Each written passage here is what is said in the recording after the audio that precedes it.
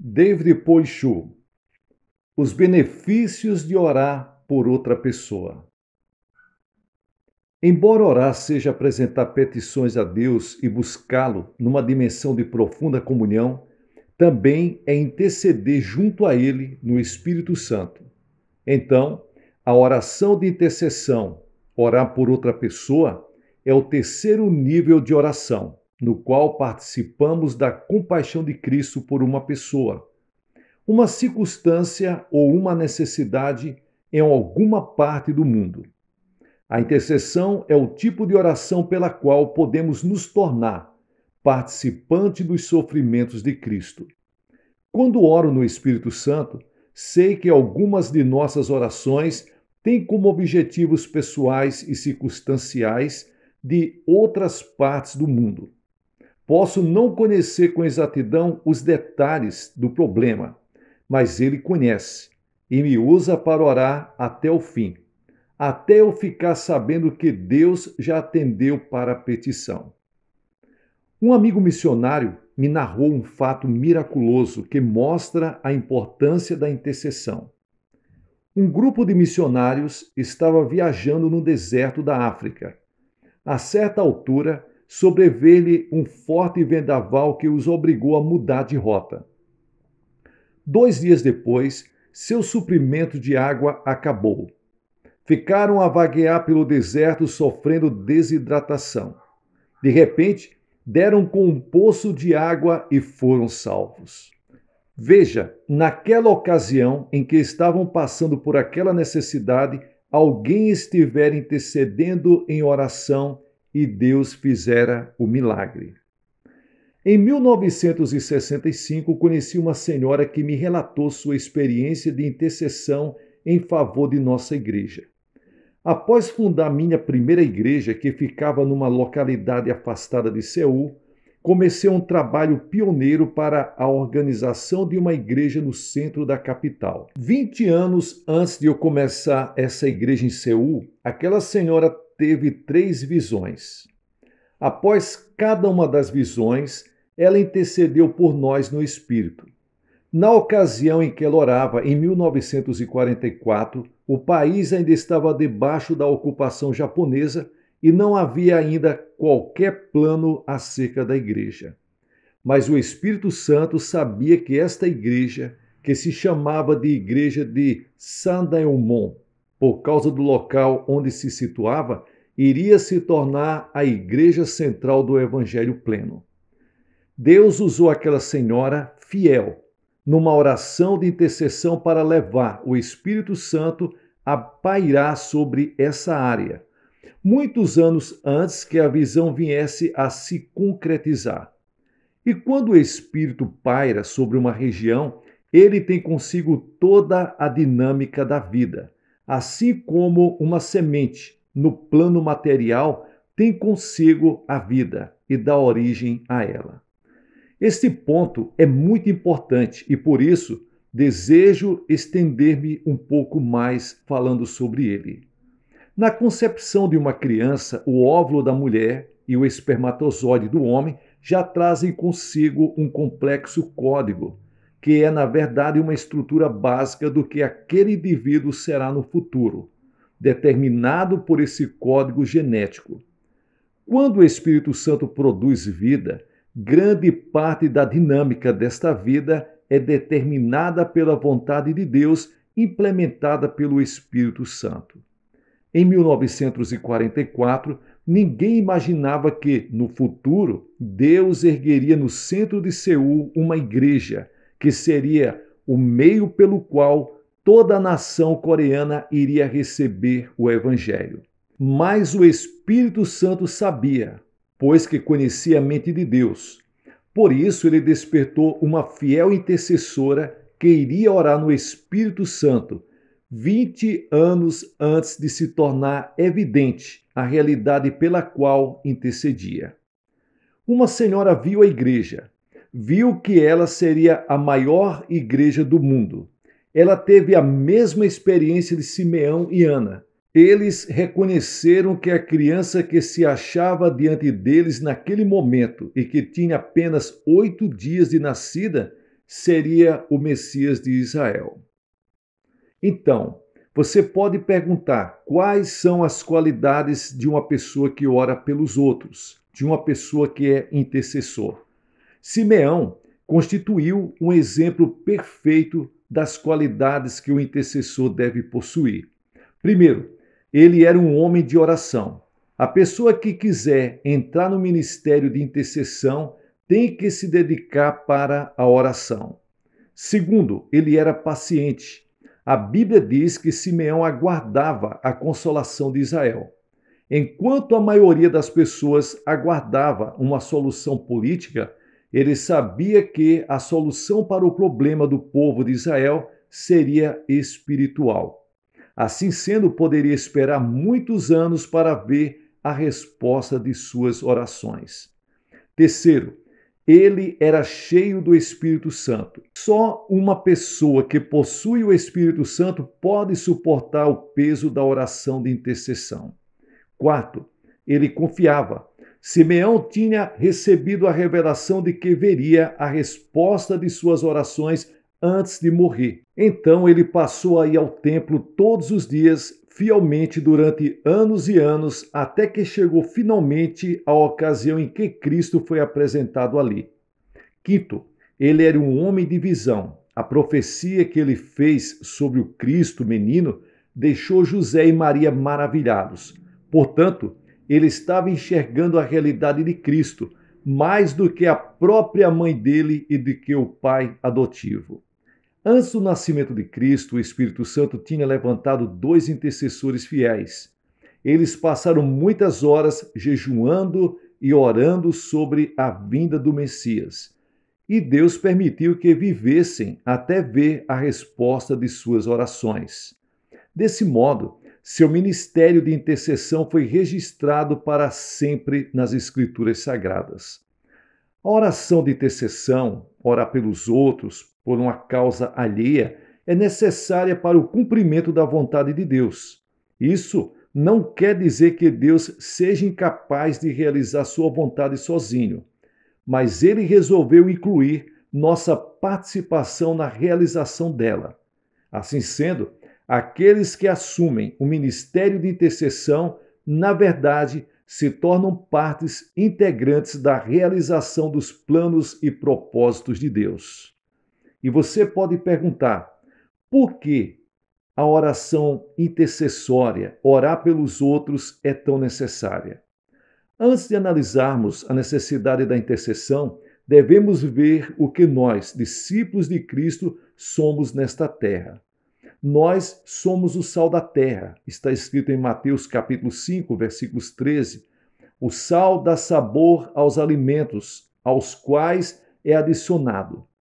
Jó disse o seguinte: comer-se-á sem sal o que é insípido? Jó capítulo 6 e o versículo 6. A igreja deve ter na terra a mesma função do sal. Nossa presença na terra impede que Deus destrua este mundo pecaminoso como destruiu Sodoma e Gomorra. Assim, ele coloca sobre nós a responsabilidade do retardamento do juízo final, dando mais tempo aos homens para que aceitem ou rejeitem a Jesus Cristo como Salvador.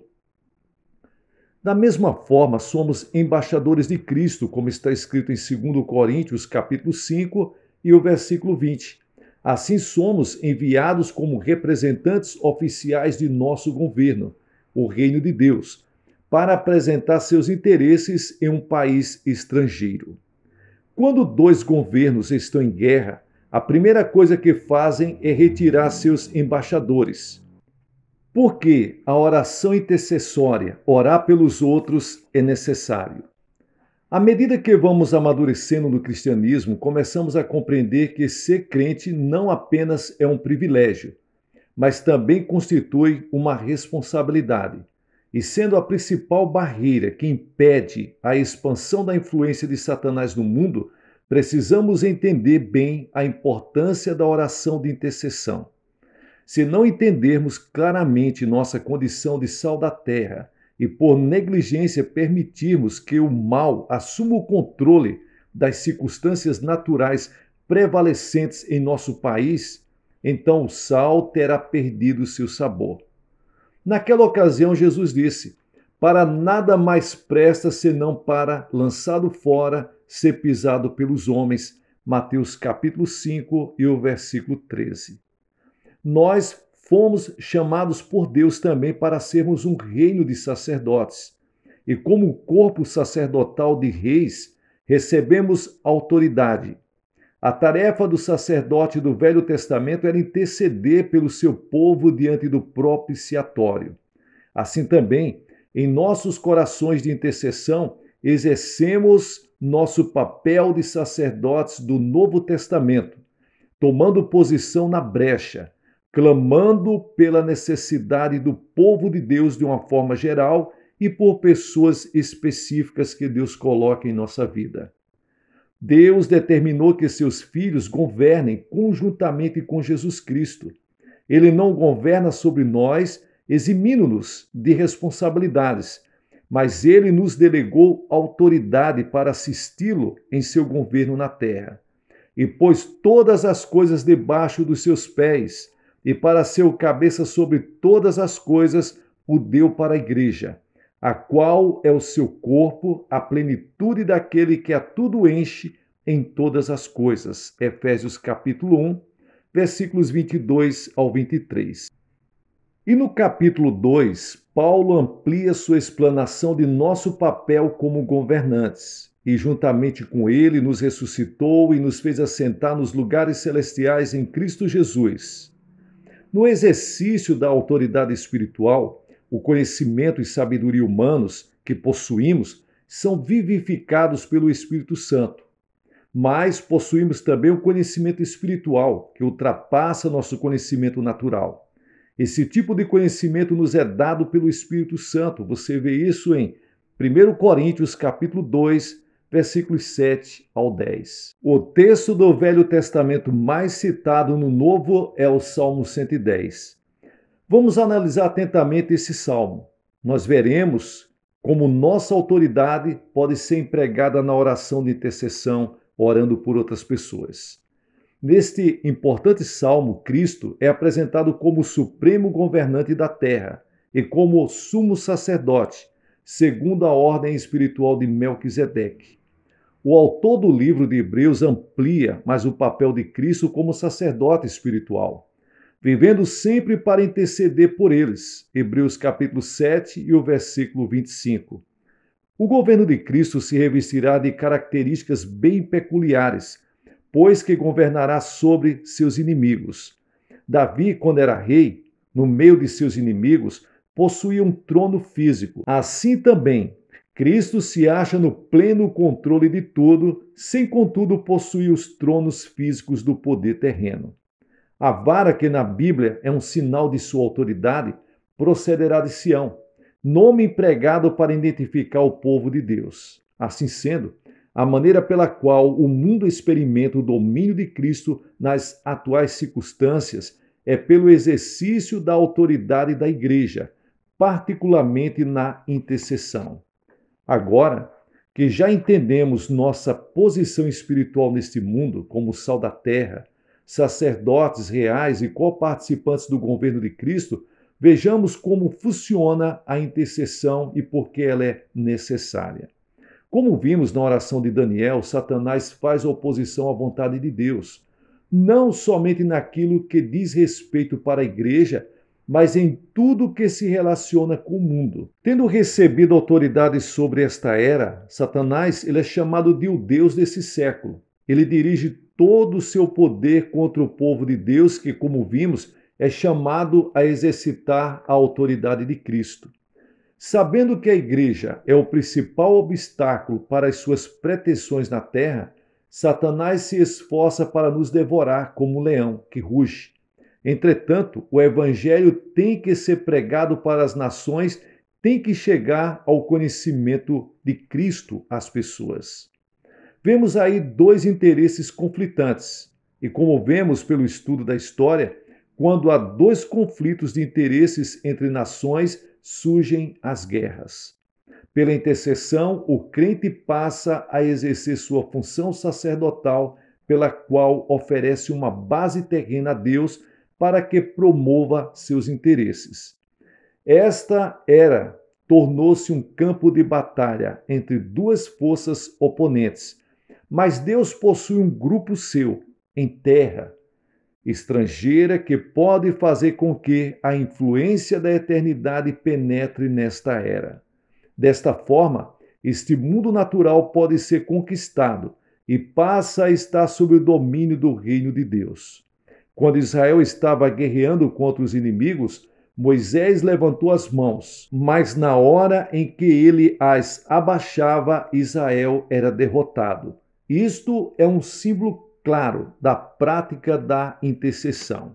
Você que está ouvindo esta mensagem, não deixe de orar por sua igreja, pelo seu pastor, pelo louvor da igreja. Não deixe de orar por sua família, por seus negócios, seus empreendimentos, suas empresas. Por tudo aquilo que diz respeito, ore. Lembre que Ló e a sua família estavam para perecer na destruição de Sodoma e Gomorra. Mas porque Abraão orou, Deus livrou aquela família. A oração de intercessão, orar por outras pessoas, é muito importante. Comece a fazer isso. Pegue o nome dessas pessoas, separe, coloque no caderno de oração e ore por essas pessoas especificamente todos os dias. E Deus vai dar a resposta. Em nome de Jesus.